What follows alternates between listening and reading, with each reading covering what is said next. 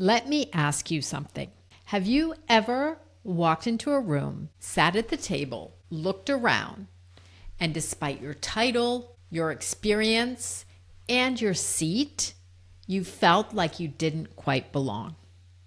Not because you weren't capable, but because deep down, your identity hadn't caught up with your new job. And that's what today's episode is all about.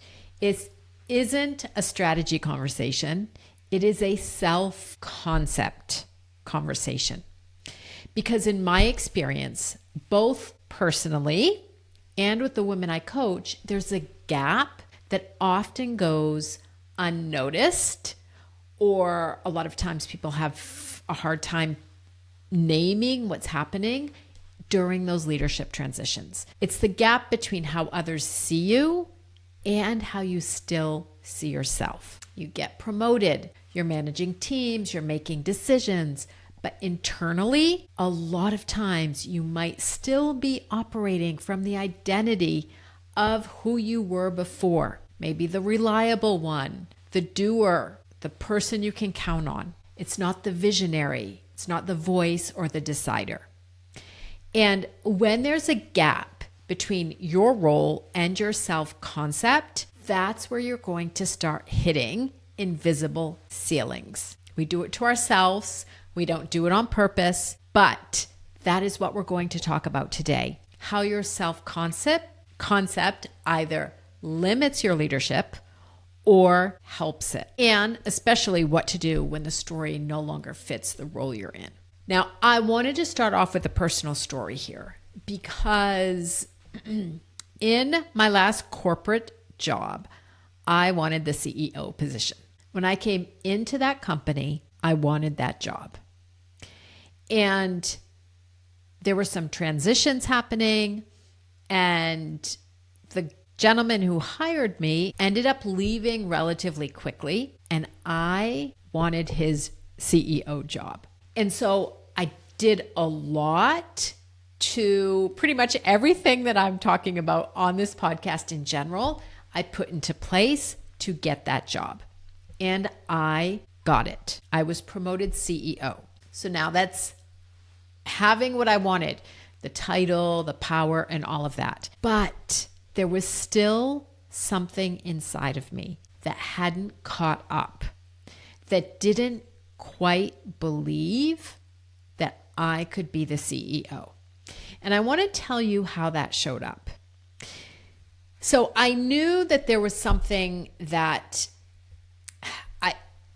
there was a little dis-ease in what I was doing and kind of on a daily basis. So what did I do? I hired a coach. So if you're listening, this is one of my stories about my personal coaching. I hired a coach. It was somebody who had recommended her. And the first time we met to see if we were a good fit, she actually came to the office. And so she was waiting at reception, and I was on the first floor, and I had to come down the stairs to come and get her. And so she saw me come down. And I brought her back up, and we had a discussion, and she was very, very blunt right off the bat. And she said, "Karen, you are not carrying yourself like a CEO." That comment, especially when you've just met somebody, it literally blindsided me. But deep down, I knew she was right. And to have somebody tell you that and be that honest with you, that comment probably helped me more than anything else. It was the way I was dressing. It was how I held my shoulders, how my head was held, how I was speaking. All of that, what I would say executive presence, hadn't caught up with my title. And it kind of stung. At the same time, she was 100% right. And so and I'll tell you later on kind of things that I did to change that. But so what is self-concept? Self-concept is simply how you see yourself. It's not what's on your LinkedIn profile. It's what is in your own mind. It's that internal story and thoughts and beliefs that you carry about who you are, what you're capable of, and how much space you're allowed to take up, especially in senior leadership roles. And the thing is your self-concept is shaping every decision you make. You might not know it. It's really sneaky, but every room you walk into, every opportunity you say yes to or talk yourself out of, that is your self-concept. And your self-concept is setting the ceiling. So I want to talk a little bit about signs or signals that your self-concept is outdated. And I'm really speaking to women here who have been promoted into a very senior leadership position, because this happens to everyone. So, but even if you're not in a senior leadership position and you're listening to this, it will 100% apply. So I want to give you a few red flags that I often see in my clients who have just been promoted. And this could be you. You over prepare or over deliver because you have to prove yourself, even though you already have the job. You avoid taking up space in meetings, waiting to be invited to speak or waiting until somebody asks your opinion, instead of proactively giving your opinion and owning it. The next one is a big one. You stay in execution mode, constantly doing, because that is safe. We are safe doing what we already know how to do. And if you stay in execution mode, you're not carving time out for big picture thinking. Your self-concept can also be outdated if you are deflecting praise. You say things like, I got lucky, it was a team effort, even when you did the whole thing and you're responsible for making it happen. And final point is that you hesitate to say what you really think because you're afraid. You could be afraid of being seen as too much or afraid of what other people will think.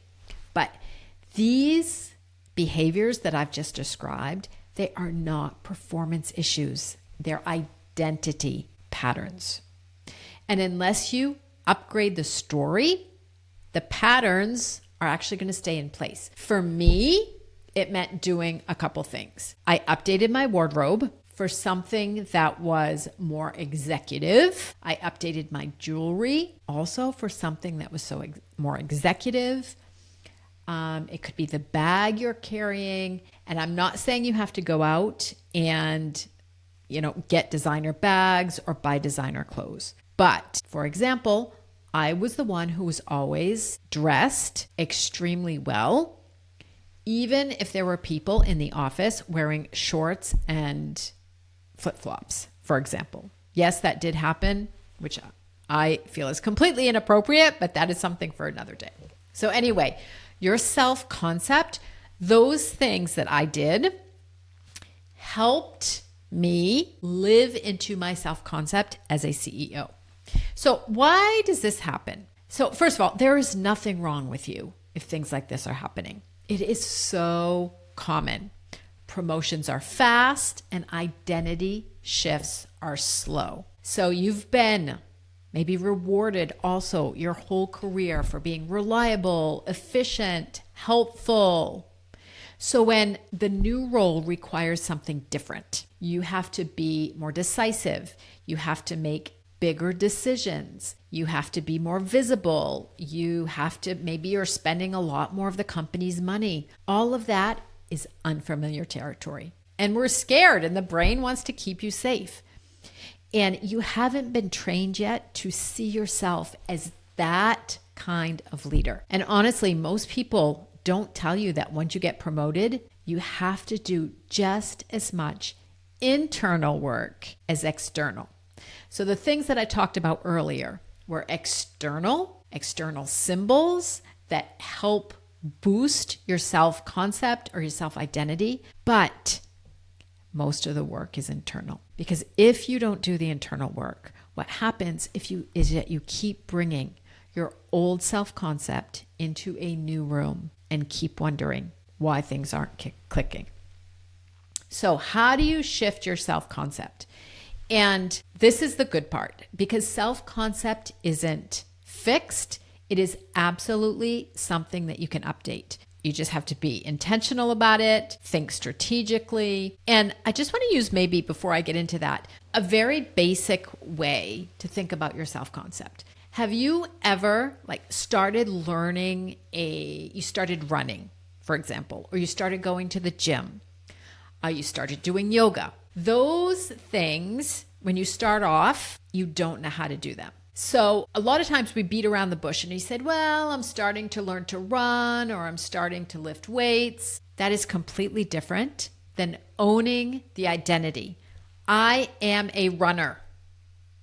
I am someone who strength trains. I do yoga and I'm great at it, for example, whatever. But that is how you shift your self-concept. Even in the tone of my voice, you can hear it. Well, I'm training. No, I'm a runner. It's the same thing. When I started my business, well, yes, I'm an entrepreneur. No, I'm an entrepreneur. Even how you say it and the energy with which you say it is sending a message to yourself and people around you. So how do you shift your self-concept? The first way to do that is you absolutely have to catch your I am statements. I am, and you can even just start off journaling. I am what? Because that language reveals your identity. I'm not great with conflict. I'm better behind the scenes. I'm the one who just gets it done. These may feel like facts, but they're often outdated beliefs, and you have to start rewriting them. I'm a strategic thinker who makes high impact decisions. I am learning to lead with presence and influence. I know how to navigate complexity. It is not fake. It is simply your next level self waiting to be expressed, and you have to practice saying it and believing it. And just coming back to my running example, because I was a runner for years. So I started running 10Ks and then half marathon, and I ended up running several marathons. And so I wasn't fast, but I wanted to be somebody who ran a marathon in under 5 hours. That was going to be my identity. And I was a marathoner who improved her time every single time. So I did 3 marathons. 2 of them were under 5 hours, and I improved my time every single time. But during that training process, I had to work on those beliefs. The second way that you can shift your self-concept is audit your behaviors. Are your habits and your behaviors aligned with the job you are holding? Are you still doing everyone else's job because you always did? Are you still avoiding conflict, even though your job is to manage it? Are you still deferring to others, even though you are the one in charge? That is your self-concept running the show. You have to deliberately choose a behavior that reflects the leader and the position that you have now, not the one you used to be. I'll give you another example. In my CEO position, I had to manage a woman who asked for an insane amount of money every single year when it came to raises. And then she would threaten to quit. And then she would pout. And this was her natural cycle. And so as the CEO, I could easily have avoided dealing with that. But it got to the point where it was using up my energy. It was using up energy from HR. It was using up other senior people's energy. And so I had to deal with it head on. I could have avoided it, but a CEO does not avoid those hard decisions. So audit your behavior.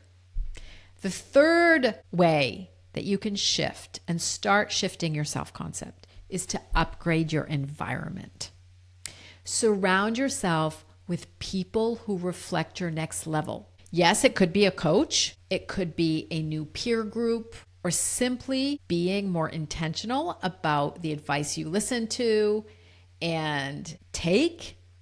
Because when you're in rooms where you are the most confident and the most competent, then when you're always like the top person, then you start to doubt what you're capable of. Because it's so nice when everybody starts turning to you for, your decisions, but you really have to start stimulating yourself and your brain and surrounding yourself with people who are smarter, who have bigger ideas, who are going to push your thinking, who are going to challenge you. That is how you grow. So you can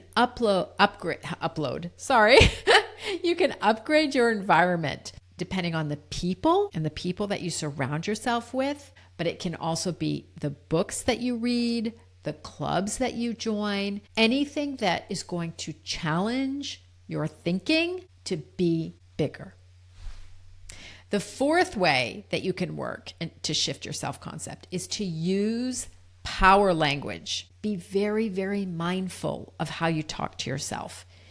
Instead of, I was lucky, you can say, I was prepared. Instead of, I'm figuring it out, you can say, I'm growing into the leader I want to be. Language matters. It will shape your identity, and identity shapes action. I was coaching somebody back a few months ago, and she was at a director level or manager level, and she absolutely wanted to be the VP of marketing.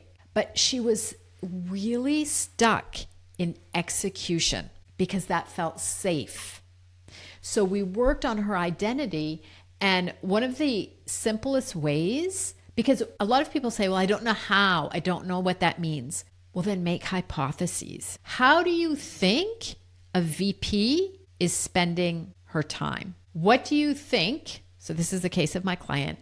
I asked her, what do you think she's reading? How is she managing her time? Who is she interacting with? Those are the types of questions you can ask yourself. And especially when you get into managing your time, I always, as the CEO, asked myself, would a CEO be doing this? Is my value as a CEO, is it spending time on this or in this meeting or solving this problem? So think about using power language. It's going to subconsciously enter your brain and help shift your identity. So I'd like you to think about it. Okay, this is your coaching moment for this episode. I want you to take 5 minutes this week and ask yourself, what is one part of my self-concept that hasn't caught up with the role that I'm in?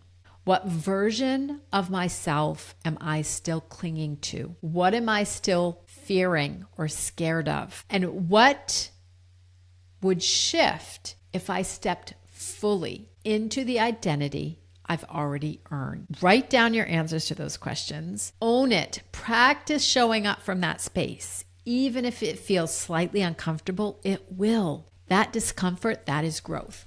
And I want to just give you a hack of something that I did after that conversation with that coach.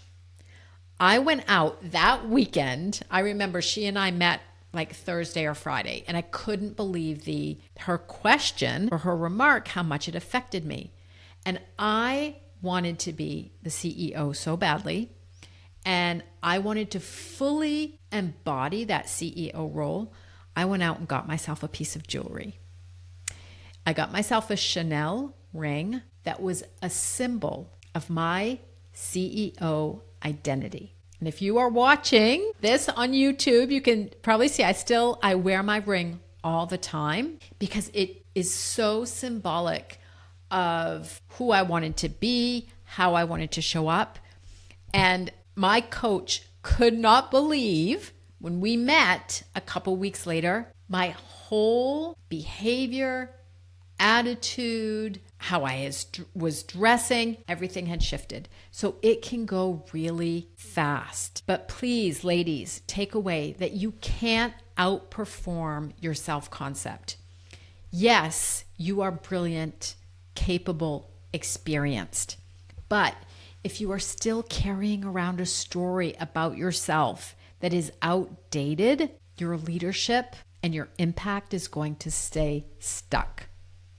But the opposite is also true. When you update, when you up-level your self-concept and you start showing up from the identity you choose, you unlock a whole new level of power, of clarity, and presence. And it is a choice. If you can do just one small thing every single day to up-level your self-concept, I guarantee in 1 month time, you are not even going to recognize yourself. If you want help doing this work with focused strategy, real support, it is exactly how I help women. So please reach out, set up a call with me, and I will help you step into your new identity because it's already inside of you. You just need a little help, often from somebody who can help you release your brilliance. Until next time, go be brilliant. Talk to you next week.